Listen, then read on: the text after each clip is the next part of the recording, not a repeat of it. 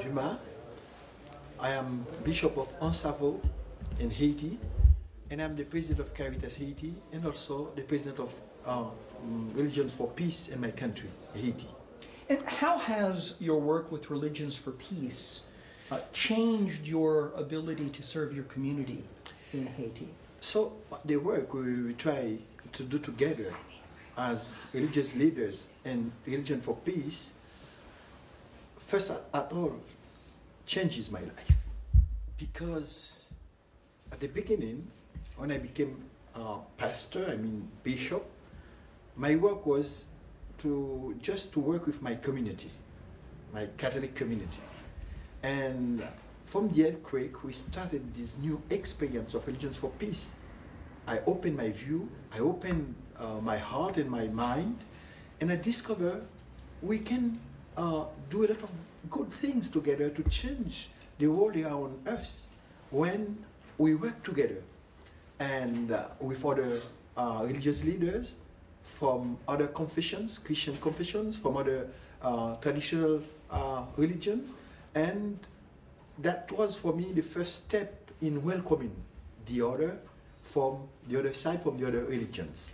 Because we can bring forces, energies, we can bring ideas, we can bring projects, we can bring actions, we can act together, and even if we cannot change all the world, but we can impact our own society. And what are some of the ways that multi-religious cooperation has helped you with some of the actions and projects you're talking about?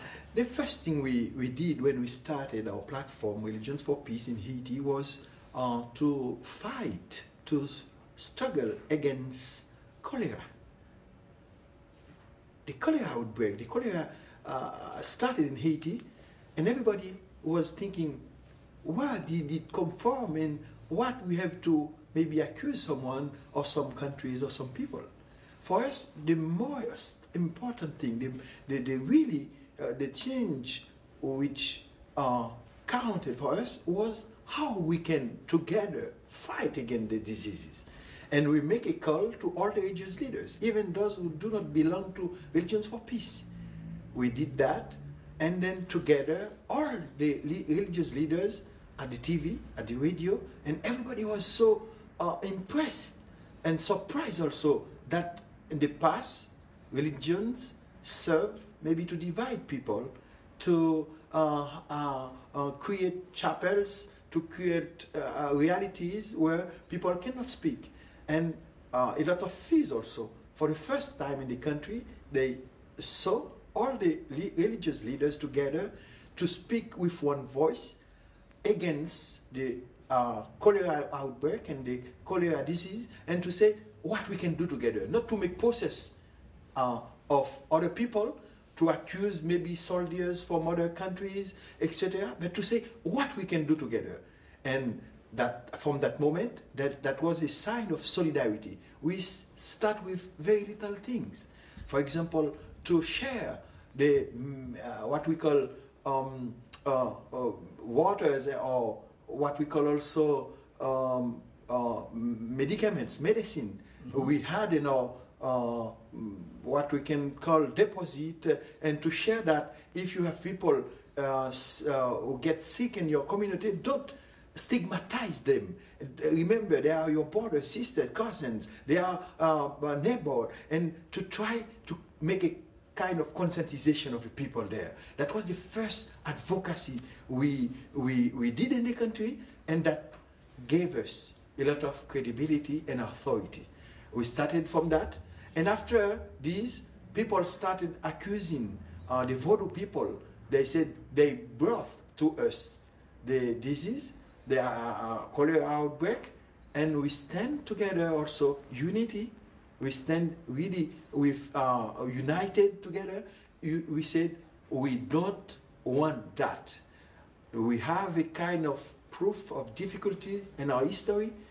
This kind of cholera outbreak, it's a question for us not to become divided, but to put together our energies or capacities or what we call potentialities in order to work together. And we stand against people who started to accuse other religions, other people like Vodou traditional culture and traditional religion, that they brought this kind of disease. And that was also, we make memory of these people who died during the first the first phase of this disease.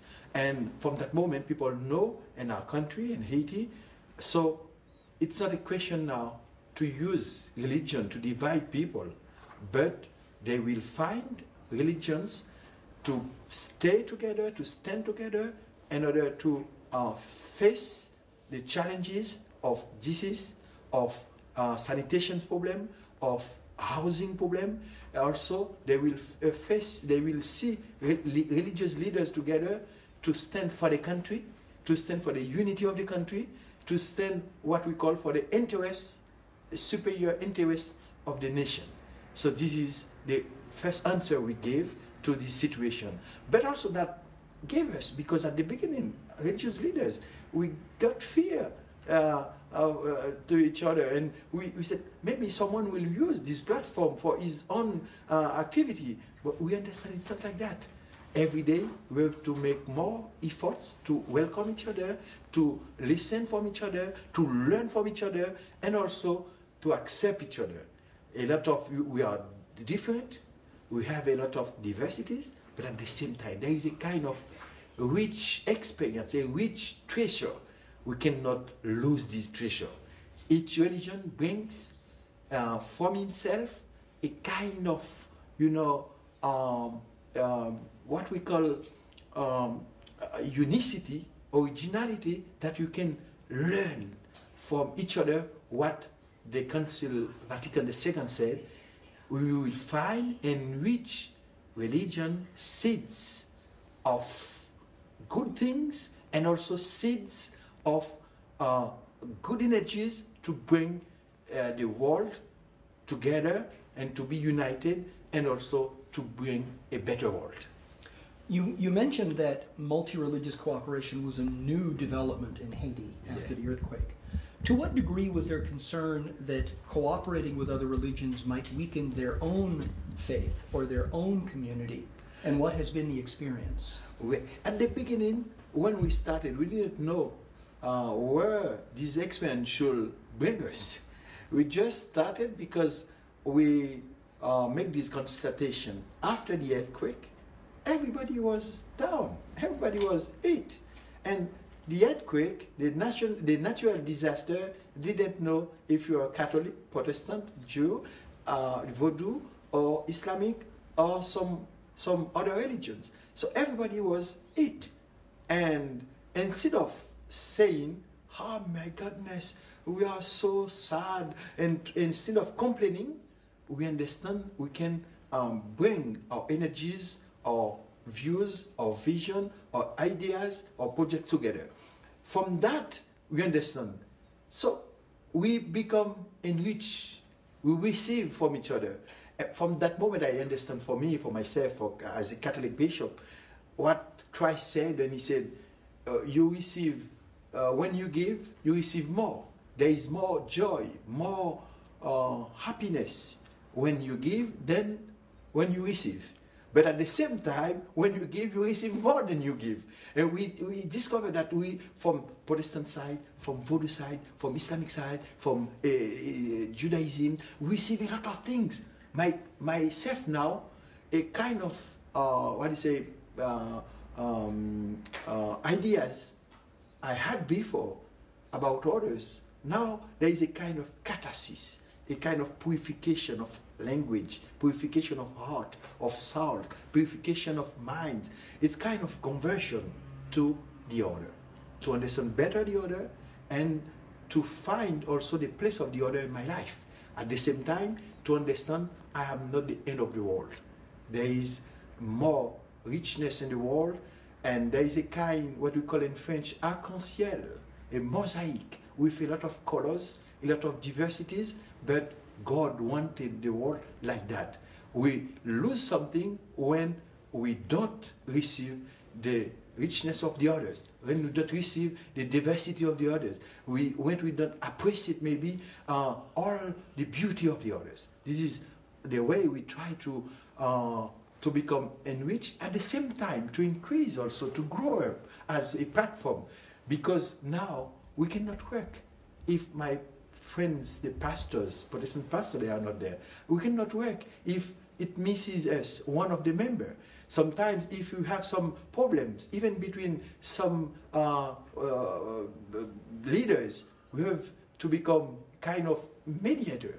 And the country, when the country has problems, political problems, Haiti always has troubles and with politicians, we can try to make mediators. That means our work started at the beginning just to be together and to work to give a proper answer to the major disaster, the earthquake. After, little by little, we try to answer, to address all the questions in the country, social questions, social issues. For example, after the elections of 2010, a lot of violence is in the country. We make a statement and we go to visit all the political leaders in order to bring them together. They signed a code of good behavior during the second round of the elections. After that, there was a lot of there were a lot of divisions between leaders, oppositions, and others. We put them together to make dialogue. After that again, there was a problem of passport. And we make mediation again. I was the one to take the passport of the president to give to the opposition, and the opposition see that the president was really someone from the country, it's not someone from outside, and then we try to solve the problem without violence. Last time again, there was a division between the parliament and the executive and the judiciary power. And we propose also to become like mediators, facilitators, in order to build peace between them. They accepted, and it was December 24th, in the eve of Christmas, they signed a peace accord and to have elections. Now also there is another crisis. We will have a meeting next Monday when I will come back to my country between the president, the parliament, and some people from the judiciary system to assist like observers, and then we'll try to become facilitators again. So Religions for Peace, there is not only one action.